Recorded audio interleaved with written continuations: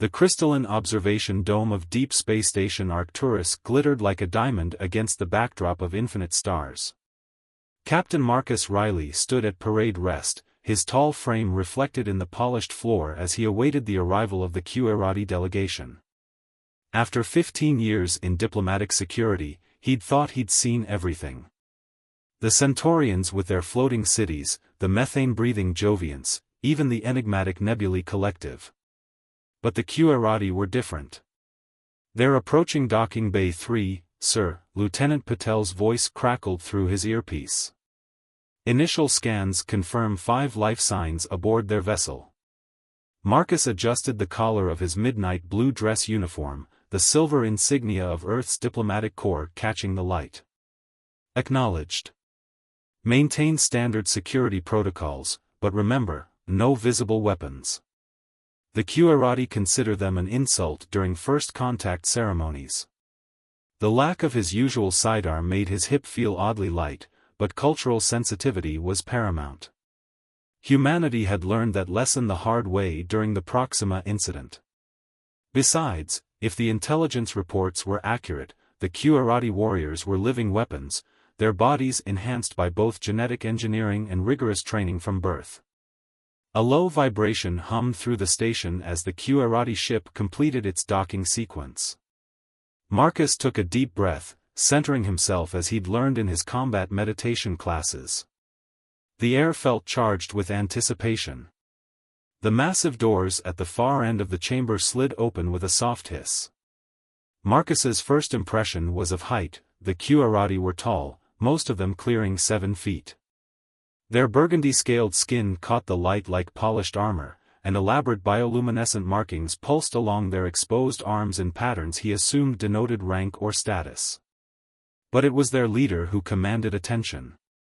Commander Tylara of the QRT Empire moved with the fluid grace of a predator, each step precisely measured. Her crest of iridescent feathers shifted with barely contained energy, and her silver eyes fixed on Marcus with an intensity that made the hair on the back of his neck stand up. She wore what appeared to be ceremonial armor, though he suspected it was far more functional than decorative. "Captain Marcus Riley," he introduced himself in careful standard, the universal trading language. "On behalf of the Earth Diplomatic Corps, welcome to Deep Space Station Arcturus." Tylara's head tilted slightly, her feathered crest rippling in what might have been interest or amusement. When she spoke, her voice was deeper than he'd expected, with harmonics that suggested multiple vocal cords. "I am Tylara, War Commander of the 7th Fleet, voice of the Emperor's Blade." She paused, studying him with those unblinking silver eyes. "Your station's defenses are adequate. Though your stance suggests you've seen combat." "Interesting." Marcus kept his expression neutral, though he noticed the other QRT shifting their position slightly, spreading out in what he recognized as a defensive formation. "I serve in a diplomatic capacity now, Commander. Though you're correct, I have combat experience." "All experience shapes us," Tylara said, taking a step closer. She moved in a way that seemed to test his reaction, and Marcus forced himself to remain perfectly still. "In the QRT Empire, we believe that true understanding can only come through combat. Words are wind, but in battle, there can be no deception." Warning bells rang in Marcus's mind. He'd studied the briefing materials extensively, and something about this interaction felt like it was following a specific cultural protocol. The way the other QRT had formed a circle, the formal language Tylara was using. "Commander," he said carefully, "I hope we can reach understanding through peaceful dialogue. Earth believes in diplomatic solutions." A low sound emerged from Tylara's throat, something between a laugh and a growl. "Peace without strength is submission, Captain. How can we trust in agreements made by those who haven't proven their worth?" She drew herself up to her full height, her crest fully extended now. "I invoke the right of valor assessment. As voice of the Emperor's Blade, it is my duty to determine if your people are worthy of true diplomatic relations." Marcus's mind raced. The right of valor assessment, it had been mentioned in the cultural briefings as a theoretical possibility, but no one had expected it in a first-contact situation. It was an ancient Qurati tradition, a ritual combat that preceded any major diplomatic arrangement. To refuse would be seen as an admission of weakness, potentially damaging Earth's position in the galaxy for generations to come. Lieutenant Patel's voice crackled urgently in his earpiece. "Sir, we're getting some concerning readings from their ship. Should we?" Marcus reached up and deliberately switched off his communicator. The Qurati valued personal honor above all else. This had to be handled properly. "Commander Tylara," he said, allowing steel to enter his voice. "If you wish to assess Earth's valor, I accept your challenge as Earth's representative. However, I request clarification of the terms and conditions." A ripple of what might have been approval went through the Qurati delegation. Tylara's bioluminescent markings pulsed more intensely. "The terms are simple, Captain. You and I will engage in ritual combat. Not to the death, we are not barbarians. The contest ends at first blood or submission. If you prove worthy, our diplomatic discussions can proceed as equals. If not..." She let the implications hang in the air. Marcus nodded slowly. "And the combat itself? Are there specific rules or traditions we must observe?" 3 solar days for preparation," Tylara replied. "Combat will be hand-to-hand, no weapons. Your medical technology may be used to heal any injuries afterward." Her head tilted again. "Unless you wish to withdraw? Some species find our traditions uncomfortable."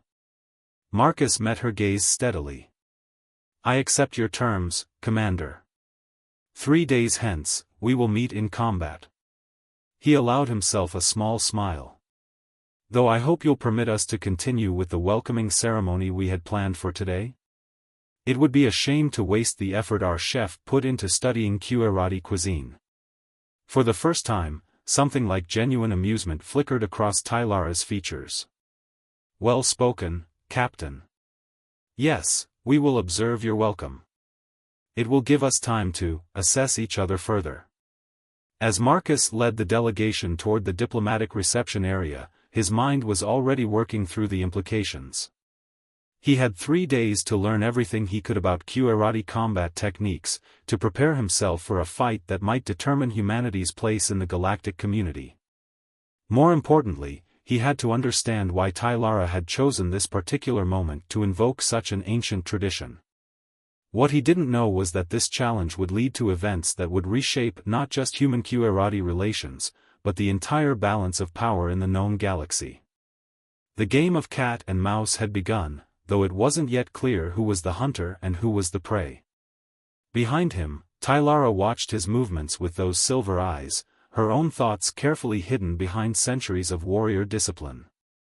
But deep in her mind, she was already planning, analyzing, and wondering if perhaps, at last, she had found a worthy opponent in this strange species that had emerged so recently onto the galactic stage. The stars continued their eternal dance overhead, indifferent to the drama unfolding beneath them, as 2 representatives of vastly different civilizations began their careful dance of protocol, honor, and the possibility of either conflict or understanding. The emergency meeting of Earth's diplomatic council flickered on Marcus's holographic display, a dozen concerned faces staring at him from various points across the solar system. "Let me get this straight," Admiral Hassan said, her hologram crackling with interference from Jupiter's magnetic field. "You accepted a ritual combat challenge from an alien warrior twice your size, with enhanced genetics, who's been training for combat since birth?" Marcus stood at attention in his quarters, the stars outside his window offering little comfort. "Yes, Admiral." Refusing would have been seen as a sign of weakness, potentially damaging Earth's standing with not just the Qurati, but other spacefaring species. "He's right," Dr. Eliana Vale, Earth's foremost xenoanthropologist, interjected. Her hologram adjusted her spectacles. "The Qurati Empire holds significant influence in the Orion Arm. Their warrior culture has shaped interstellar politics for millennia. This challenge is likely as much a test of our understanding as it is of our combat prowess. Marcus nodded. Commander Tylara's invocation of the right of valor assessment wasn't random. There's something larger at play here. Explain, Admiral Hassan demanded. The timing is peculiar, Marcus said, pulling up the data he'd been analyzing. The Qurati Empire has remained largely isolated for the past century. Suddenly, they send a war commander, one of their highest-ranking military officials, for what was supposed to be a routine diplomatic contact. Dr. Vale's hologram leaned forward. Have you detected any unusual activity from their vessel? Lieutenant Patel's scans picked up some anomalous energy readings, Marcus confirmed. Nothing threatening, but definitely not standard for a diplomatic ship. And there's something else. He hesitated. Commander Tylara's been teaching me. That caused a stir among the council members. Admiral Hassan's hologram flickered as she stood. Teaching you? Their combat techniques? Yes. She says it's tradition before a valor assessment, but it's more than that. She's been surprisingly forthcoming about their culture, their philosophy. It's almost as if she wants us to understand something specific about the Qurati. Dr. Vale's eyes lit up. Of course. The 7th Fleet, that's their diplomatic and cultural exchange division, isn't it? They're warriors, yes, but they're also the Empire's primary means of evaluating potential allies. Which brings us to the real question, Marcus said grimly. What kind of alliance are they looking for? And why now? The council debated for another hour, but in the end, they could only reinforce what Marcus already knew: tomorrow's challenge had to proceed, and Earth's future might well depend on its outcome. After the meeting, Marcus found himself in the station's observation dome, staring out at the Qurati vessel. Its crystalline structure caught the light of distant stars, making it look like a predatory creature poised to strike. Your people fear us, Tylara's voice came from behind him. She moved silently for someone so large, her bioluminescent markings dimmed to match the low light of the dome. Marcus didn't turn. Can you blame them? Your empire has the power to crush Earth without breaking a sweat. Power without wisdom is like a star without gravity, bright but destructive. She moved to stand beside him, her silver eyes reflecting the starlight. You understand that tomorrow's challenge is more than combat? I'm beginning to, Marcus replied. The question is, what are you really testing us for? Tylara was quiet for a long moment, her markings pulsing in complex patterns. The galaxy is changing, Captain. Old alliances are fracturing. New threats emerge from the dark between stars. The Empire has stood alone for too long, proud in our strength but blind to our weaknesses. And what weaknesses would those be? We are inflexible. Set in traditions that served us well for millennia but may not serve us in the coming storms. She turned to face him fully. Your species is young, adaptable. You learn, you change, you find new ways to overcome challenges. These are qualities the Empire needs. Marcus processed this. So tomorrow isn't just about proving Earth's worth to the Empire. It's about proving to the Empire that change is possible. Perceptive, Tylara's crest rippled with approval. But remember, understanding must be earned through action, not just words. Tomorrow, you must prove that humans can honor our traditions while showing us new possibilities. No pressure, Marcus said dryly. A sound emerged from Tylara that might have been a laugh. Indeed. Now, shall we discuss the formal protocols for tomorrow's challenge? The ceremonial aspects are as important as the combat itself. They spent the next hour going over the intricate details of Qurati combat ritual. Every gesture, every movement had meaning. Marcus would need to perform specific salutes, recite certain phrases in the Qurati language, and follow a precise sequence of actions before the actual fight could begin. As they concluded their discussion, Tylara paused. One last thing, Captain. Tomorrow, no matter what happens, remember that true combat is a form of communication. Every strike, every defense, tells a story. Make sure yours is worth telling. She left him there in the observation dome, her words echoing in his mind. Marcus spent several more hours reviewing combat footage and cultural data, but his thoughts kept returning to what wasn't being said. The Qurati Empire, one of the oldest and most powerful civilizations in known space, was worried about something. Something big enough to make them reconsider millennia of isolation. In his quarters that night, Marcus received one final transmission, a personal message from Admiral Hassan. "Whatever happens tomorrow," she said, her expression grave, "remember that you're not just fighting for Earth. You're fighting for the possibility of a future where humans and Qurati can stand together as equals. Don't let her win easily, they'll respect us less for it, but make sure they understand that humanity has more to offer than just our combat skills." Marcus nodded, though the Admiral couldn't see him. Tomorrow would test more than just his fighting ability. It would test his understanding of everything he'd learned about the Qurati, his diplomatic skills, and his ability to communicate through combat itself. As he finally lay down to rest, the station systems dimmed to night cycle, but sleep proved elusive. In his mind, he kept seeing Tylara's silver eyes, trying to decipher the messages hidden in her bioluminescent patterns. What was she preparing him for? What were the true stakes of tomorrow's challenge? The answers would come soon enough, written in the ancient language of combat, in a dance of honor that would echo through the corridors of power in two civilizations. But as Marcus finally drifted off to sleep, he couldn't shake the feeling that tomorrow's challenge would be remembered for reasons no one could yet predict. The stage was set. The players were in position. And somewhere in the vast darkness of space, ancient forces stirred, waiting to see if this unlikely pair of warriors could forge a new path forward for both their peoples. The combat chamber aboard Deep Space Station Arcturus had been transformed. Ancient Qurati symbols lined the walls in pulsing bioluminescent paint, their subtle glow reflecting off the polished floor.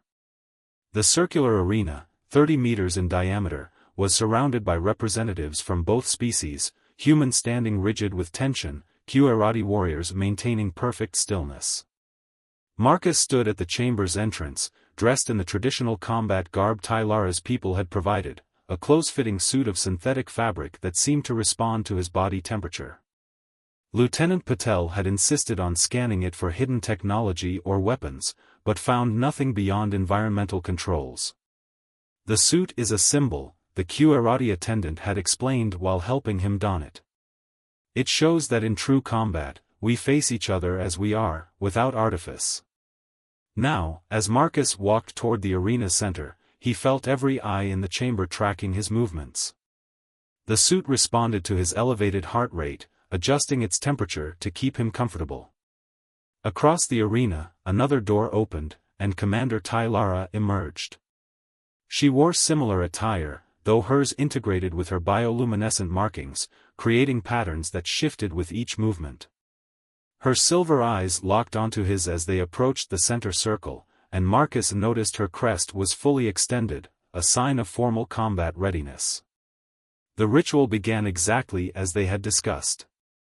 Marcus dropped to one knee, placing his right fist against the floor while extending his left arm toward Tylara. She mirrored his position, their gestures forming ancient symbols of mutual respect. "I, Marcus Riley, stand ready to prove Earth's valor," he spoke in carefully practiced Qurati, the harsh consonants echoing in the chamber. "I, Tylara, War Commander of the 7th Fleet, accept your challenge," she responded, her multiple vocal cords creating harmonics that made the air vibrate. "Rise, and let combat speak truth between our peoples." They stood in unison, assuming their starting positions. Marcus settled into a modified combat stance, adapting what he'd learned from Tylara to his human physiology. She nodded slightly, approval of his form. A low tone resonated through the chamber. The combat had begun. Tylara moved first, covering the distance between them with impossible speed. But Marcus had anticipated this, had studied the way her species initiated combat. He shifted just enough to avoid her first strike, using her momentum to guide her past him. "Good," she said, her markings pulsing with intensity. "You learn quickly." They began to circle each other, each movement precise and calculated. Marcus knew he couldn't match her raw strength or speed, but human adaptability had always been their species' greatest asset. He watched her patterns, the way her bioluminescence shifted before each attack. The first real exchange came like lightning. Tylara launched a series of strikes using the seventh form she'd taught him, but Marcus recognized the sequence. He countered with the zero-gravity techniques he'd shown her, using the chamber's slightly reduced gravity to enhance his movements. Their combat became a conversation. Each strike, each block, each feint carried meaning beyond the physical. Tylara's attacks tested not just his skill, but his understanding of Qerati philosophy. Marcus's defenses demonstrated humanity's ability to adapt and innovate. The audience watched in silence as the warriors moved through the arena, their combat styles blending and contrasting. Humans saw their captain holding his own against a superior physical specimen. The Qerati witnessed their commander engaging in combat that honored tradition while embracing new forms. Minutes stretched into what felt like hours. Both fighters bore marks of combat, a bruise forming on Marcus's shoulder, a scratch along Tylara's arm where he'd managed to break through her defense. But neither had drawn blood or forced submission. Then something changed. Tylara's markings shifted to a pattern Marcus hadn't seen before, and her attacks took on a new dimension. She was using techniques she hadn't shown him, movements that seemed to defy physics itself. "Now," she said between strikes, "show me what humanity truly offers." Marcus found himself driven back, defending against attacks he could barely track. But as he moved, he began to see something in her patterns, not just combat forms, but communication. The Qerati used bioluminescence not just for display, but for complex information exchange. In that moment of understanding, Marcus did something unprecedented. Instead of defending against her next attack, he adapted his movement to complement it, turning their combat into a synchronized form. It wasn't submission, but neither was it pure opposition. It was synthesis. Tylara's eyes widened as she recognized what he was doing. Their combat transformed into something new, neither purely Qerati nor purely human. They moved in patterns that borrowed from both traditions while creating something unique. The chamber fell completely silent. Even the most seasoned warriors on both sides had never seen combat like this. As they reached the crescendo of their dance-like battle, Tylara launched a final, devastating combination. Marcus saw it coming but knew he couldn't fully defend against it. Instead, he chose to counter only the lethal elements while allowing a less dangerous strike to land. The impact sent him sliding across the arena floor, but he maintained his form, coming to rest in a position that mirrored their starting stance. A thin line of blood trickled from his lip, first blood had been drawn. Tylara straightened, her markings pulsing with a pattern that seemed to fill the entire chamber with light. "The combat is concluded," she announced, her voice carrying to every corner of the room. "Earth has proven its valor, not through victory, but through understanding." She approached Marcus, extending her hand in a very human gesture. As he took it and rose, she switched to English. "You could have blocked that final sequence. Why didn't you?" Marcus met her silver eyes. "Because sometimes proving ourselves doesn't mean winning. It means showing we understand when to adapt and when to hold true to our principles."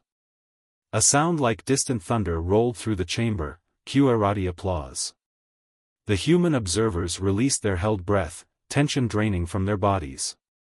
But before either warrior could speak further, Lieutenant Patel's voice cut through the chamber's speakers, tight with urgency. "Captain Riley, Commander Tylara, we're detecting multiple unidentified vessels entering the system. They're not responding to hails."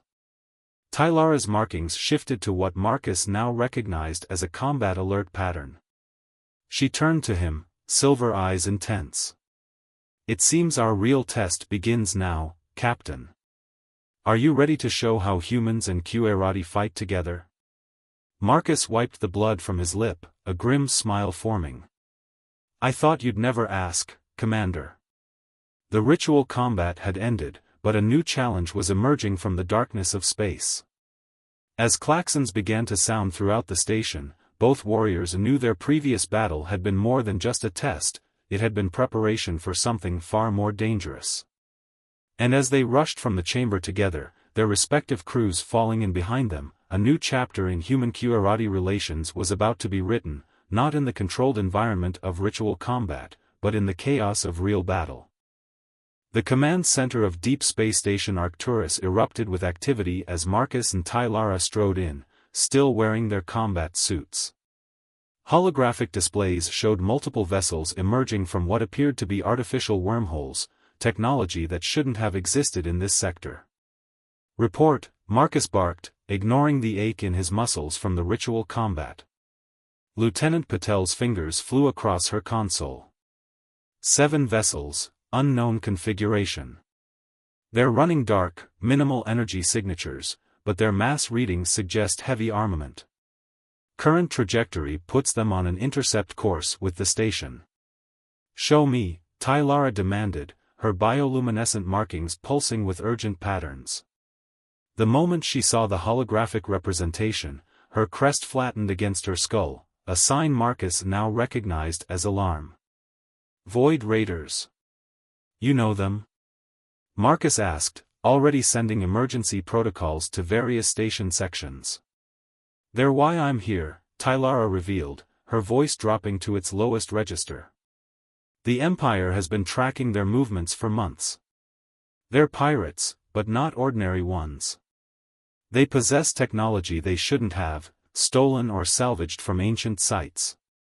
We believed they might target this sector next, but we couldn't warn you directly. Because of the political implications," Marcus realized. "If you'd told us about a threat we couldn't verify. Earth might have seen it as an attempt at manipulation or conquest," she confirmed.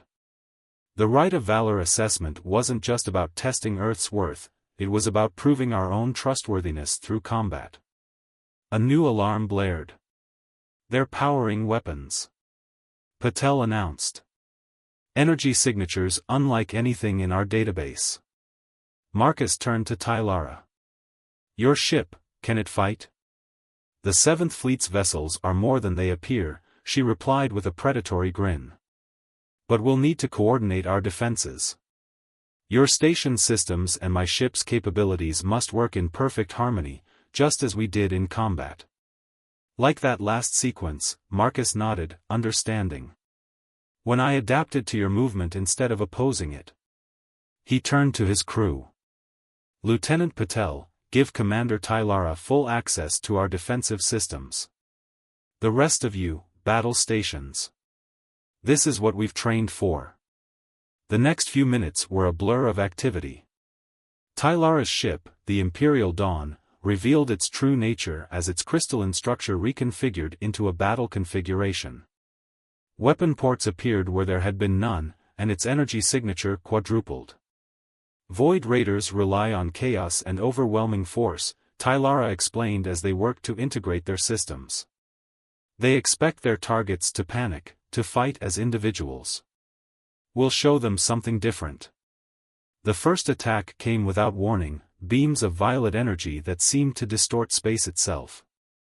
But the station's shields, augmented by QArati technology, held firm. The Imperial Dawn moved with impossible grace, its crystal structure absorbing and redirecting energy in ways that defied human understanding of physics. "Now," Tylara commanded, her markings pulsing in sync with her ship's energy patterns. "Show them what our species can do together." Marcus nodded to Patel, who initiated their coordinated defense pattern. The station's conventional weapons provided cover fire while the Imperial Dawn executed maneuvers that would have torn apart any normal vessel. Human tactical analysis combined with QArati battle doctrine to create something entirely new. "They're splitting up," Patel reported. 3 vessels moving to flank the station's blind spots. No such thing as blind spots when you have 2 sets of eyes, Marcus replied. Commander? Tylara's markings flashed with approval. The Imperial Dawn released what appeared to be crystalline drones, each one linking with a station defense platform. Suddenly, the human targeting systems were operating with QRT efficiency, while the alien weapons were being guided by human predictive algorithms. The Void Raiders hadn't expected this level of coordination. Their formation began to break down as they faced weapons they couldn't predict and defenses they couldn't penetrate. They're preparing to jump out, Patel announced. Opening artificial wormholes. Not all of them, Tylara growled. Her markings shifted to a pattern Marcus hadn't seen before, one that made his combat instinct scream in warning. One of the raider vessels was on a collision course with the station, its engines pushing to maximum power. Even if they destroyed it, the debris would cause catastrophic damage. Without hesitation, Marcus did what no human commander had ever done before. Lieutenant, transfer all defensive control to the Imperial Dawn. Commander Tylara, the station is yours.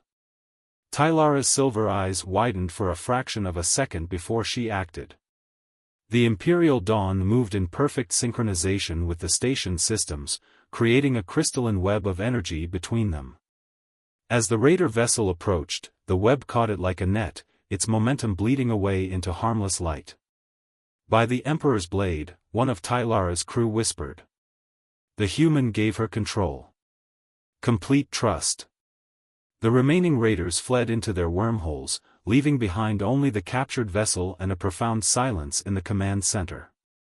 Human and QRT crew members stared at each other, the full implications of what they'd just accomplished sinking in.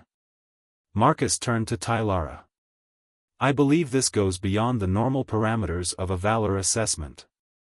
Her markings rippled with what might have been laughter. Indeed. Though I would say you've proven humanity's worth rather definitively. She paused, studying him with those silver eyes. You gave me control of your station. Complete control. Even knowing what my people could do with such access. Trust has to start somewhere, Marcus replied.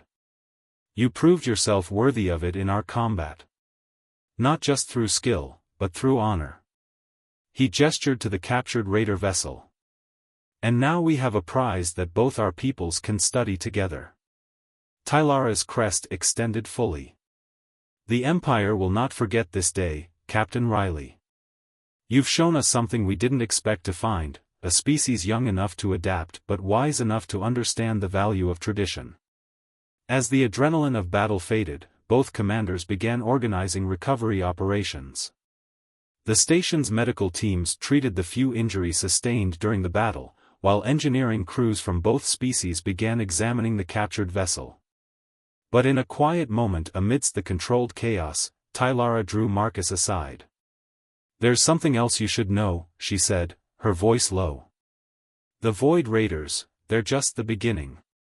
We've detected signs of something larger stirring in the darkness between galaxies. The Empire cannot face it alone. Marcus met her gaze steadily. Then it's fortunate we've learned how to fight together, isn't it? Her markings pulsed with approval. Indeed. Though I suspect our greatest battles, and greatest opportunities for understanding, still lie ahead. The command center hummed with activity as human and QRT crews worked side by side, their earlier divisions forgotten in the face of shared victory. But both commanders knew this was just the beginning. They had proved that their species could work together, could trust each other in the heat of battle. Now they had to prove they could build something lasting from that foundation. And somewhere in the vast darkness of space, ancient powers stirred, watching as 2 unlikely allies began forging a partnership that would reshape the galaxy. The great hall of the QRT Imperial Palace stretched a kilometer into the sky, its crystalline spires refracting the light of 3 suns. Marcus stood before the Emperor's council, his diplomatic uniform feeling stiff after months of wearing combat gear.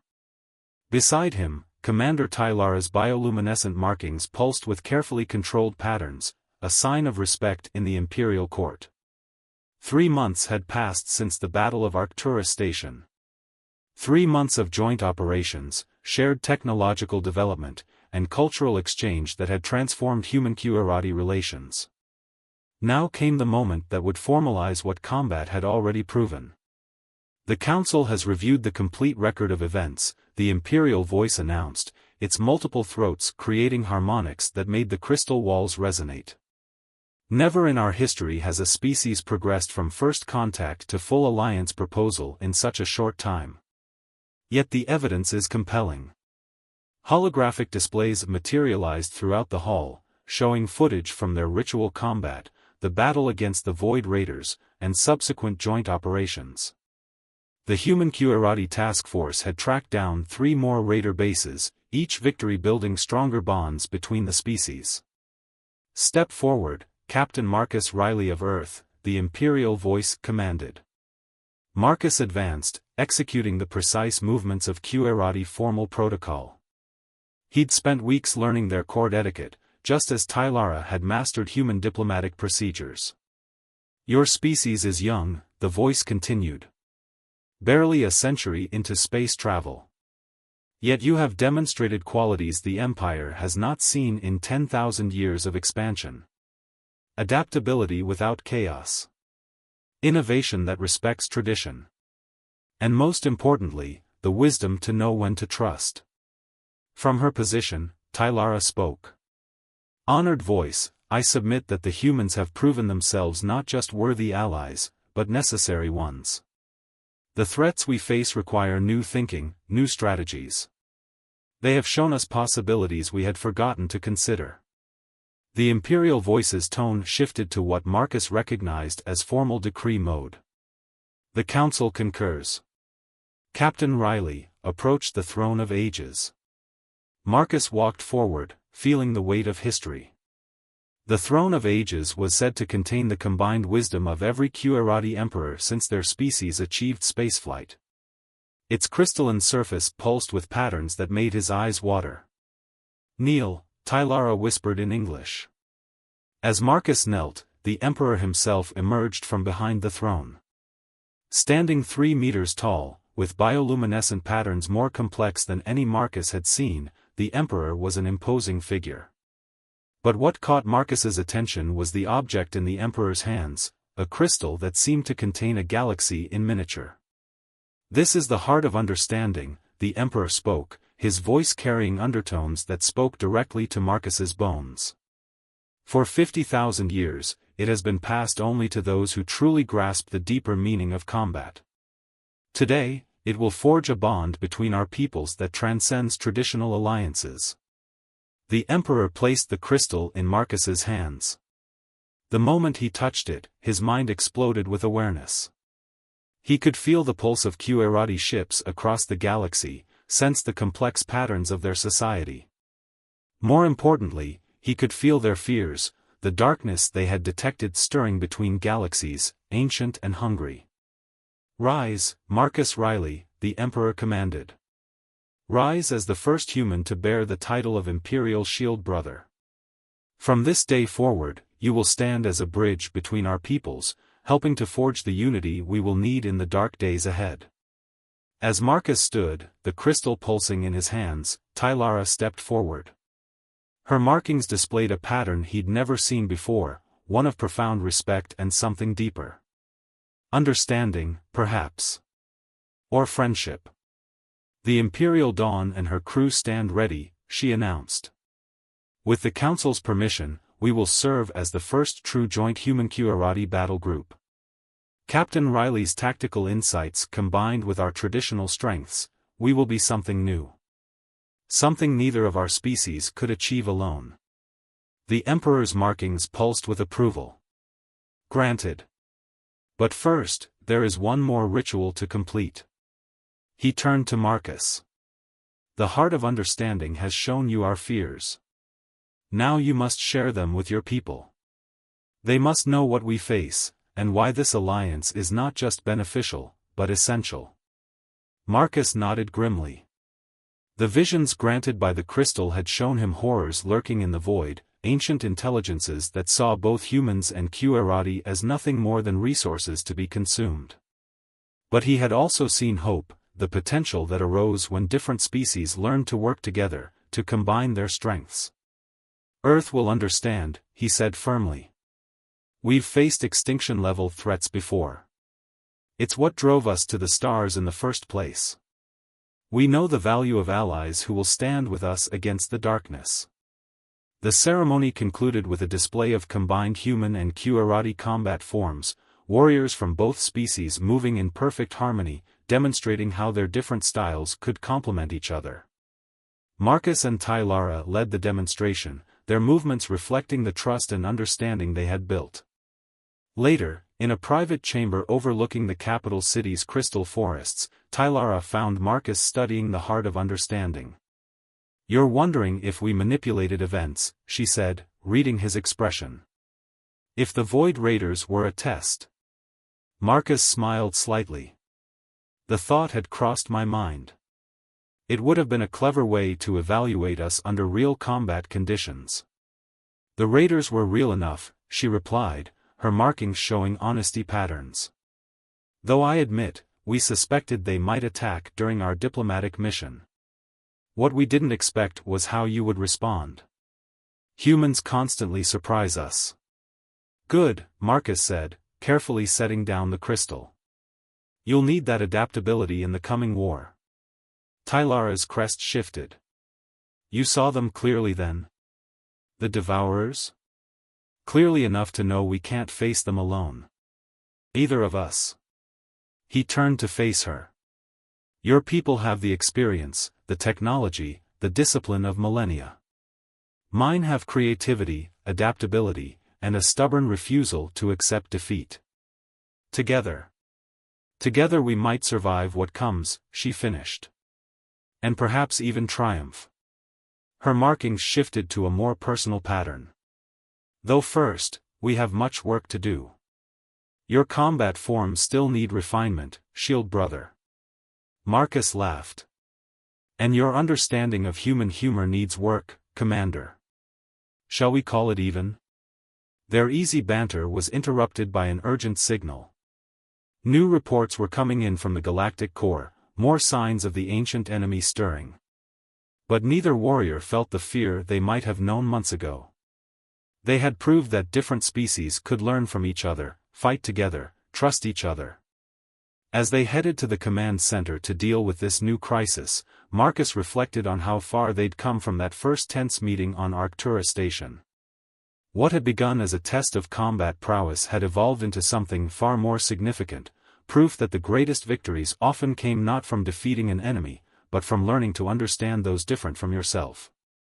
The heart of understanding pulsed softly in its crystalline case, its glow a reminder that some battles were won not through force of arms, but through the courage to reach across the divide between species and find common ground. The war to come would test both humanity and the Qerati Empire to their limits. But they would face it together, their strengths combined, their warriors fighting as one. And in the darkness between galaxies, ancient powers stirred, unaware that their own actions had helped forge an alliance that would change the course of galactic history. The real battle was about to begin.